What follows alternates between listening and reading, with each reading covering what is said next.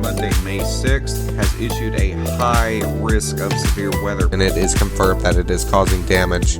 Again, it's this little area right here. If you are in this area north of Parkin, Now, hello everybody, my name is Christian and welcome back to Skycast, and today we are giving my 2025 tornado season opinions, what I think is expected to happen, and we're going to go ahead and dive in, kind of break down some of the analog years and things of that nature. So let's go ahead and get right into it. Now, I do want to start with the precipitation outlook, where for the seasonal, the next 3 months, which does include March, April, and May, which is the majority of tornado season, the Climate Prediction Center has highlighted elevated rainfall risk, 30 to 40% chance above median across portions of Kentucky, Michigan, and then anywhere from Wisconsin, Arkansas, up into New York. And then really below average rainfall across portions of New Mexico, Arizona, Nebraska, and then all the way over into Nevada and California. So if we take this into consideration, this could sense that maybe we are experiencing a bit more of that severe season or of that rainy season.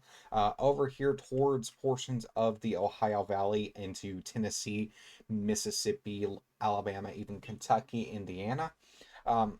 Usually we do see a lot of activity in the Central Plains, and while we will still see activity there, it's possible that this may shift more east, where we do have most of these states under that below median area. If we are looking at the temperature too, areas across not only Dixie, but the Ohio Valley are expected to be at least on par with normal temperatures across the springtime or warmer temperatures across the springtime. Of course, we do have some cooler weather up here, which could lead to some isolated snow activity as we start getting into March across Washington. But relatively, we're going to start getting into that stormy season, maybe even that severe weather activity across portions of the eastern United States and the central United States. Now, I do want to show off some of the analog years on the Tornado Archive Explorer. This is 2008, one of the analog years that are on here. If we kind of scroll up, you can see this year had about 2,000 tornadoes, so well above average with that. We also have 2011, also known for the super break down south.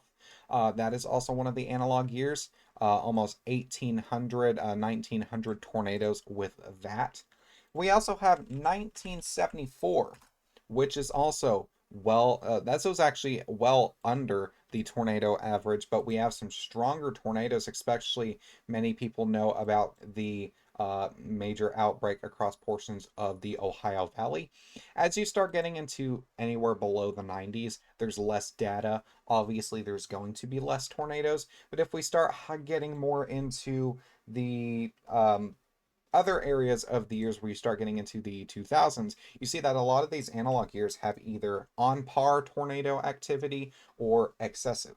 If we look at 2009, you can see that 2009 had the annual average is about 1,200. You can see that 2009 had well over that with about 200 extra tornadoes. If we look at 2012, you can also see that this one actually had a little bit less than the annual average, so kind of on par with that one. And then if we take a look at 2013, once again, kind of on par, just a little bit lower than the annual average. So it really just depends on the year that we're looking at.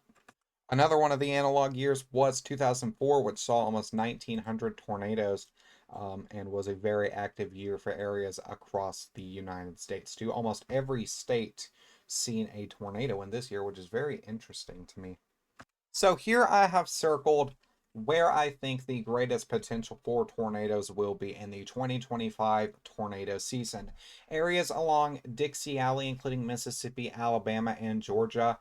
Areas into more of the Ohio Valley, including Tennessee and Kentucky, Indiana, Illinois, and then even portions of Missouri and Arkansas, I do believe will have that potential for an elevated threat.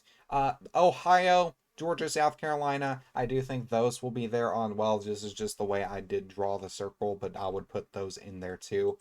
Keep in mind, We're obviously going to have weird events where we have a tornado event maybe up here in New York, or we have a severe event over here in Colorado, Wyoming, especially where we're going to still see activity across the Central Plains. That doesn't mean that's getting wiped off the face of the planet.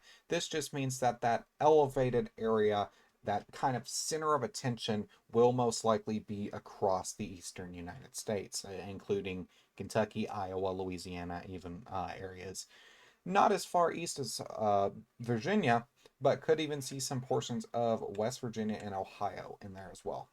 So that is all I have for you guys today. I do hope that this video did make enough sense. Um, this is one of the first forecasts that I've done. I did forecast last year's tornado season a little bit, and I was not directly proud with it, so I've put a lot more effort into researching it this year. So we will see how things go, see if it verifies or not. Have a great day, stay safe, and I will see you guys in the next one. Thank you for choosing Skycast as your go-to weather place.